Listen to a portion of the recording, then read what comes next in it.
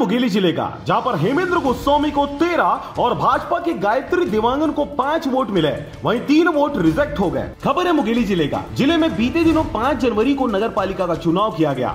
वहीं इस बीच चुनावी दौर में भाजपा और कांग्रेस दोनों के बीच चुनावी जंग चल रही थी। मुंगेली जिला के पड़ाव चौक के पास बीजेपी भवन के सामने दोनों पार्टियों के कार्यकर्ता विपक्षी सरकार के ऊपर निशाना साध अपना पर्चा लहराते नजर आ रहे थे। वहीं कांग्रेस के उम्मीदवार हेमेंद्र गोस्वामी और भाजपा के गायत्री देवांगन चुनाव में सबसे सामने थे। आपको बता दें कि कांग्रेस मुंगेली प्रभारी एवं लोक स्वास्थ्य यांत्रिकी मंत्री गुरु रुद्र कुमार चुनावी माहौल को लेकर मुंगेली पहुंचे हुए थे। जब तक वोटों की गिनती नहीं हुआ था तब तक दोनों पार्टी के उम्मीदवार अध्यक्ष पद के ताज पर नजर बनाए हुए इंतजार कर रहे थे। परंतु चुनाव पड़ने के बाद आपको बता दें कि कांग्रेस ने 13 वोटों से जीत हासिल कर 5 वोटों से भाजपा को हराया। वहीं 3 वोट रिजेक्ट भी किए गए।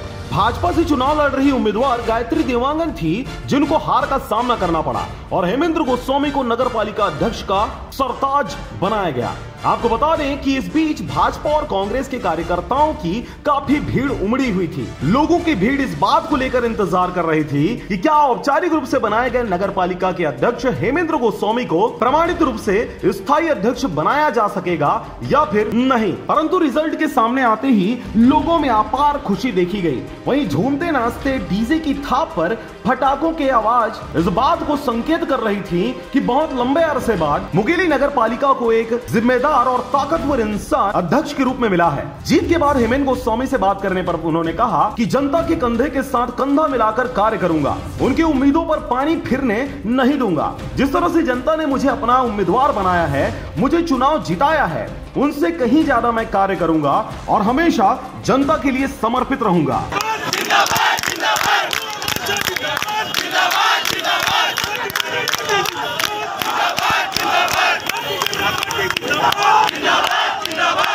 आदरणीय रुद्र कुमार गुरु जी 2 दिन से कल बैठक में आज उन्होंने सिर्फ इस निर्वाचन के लिए अपना समय दिया और माननीय भूपेश बघेल जी से हम कल मुलाकात करें। इन्हीं सब आपस में एकता, एकजुटता और उनके विकास कार्यों को समझने की वजह से, सरकार के होने की वजह इस मुंगेली में विकास रुका हुआ है, इस वजह से मुझे अवसर मिला।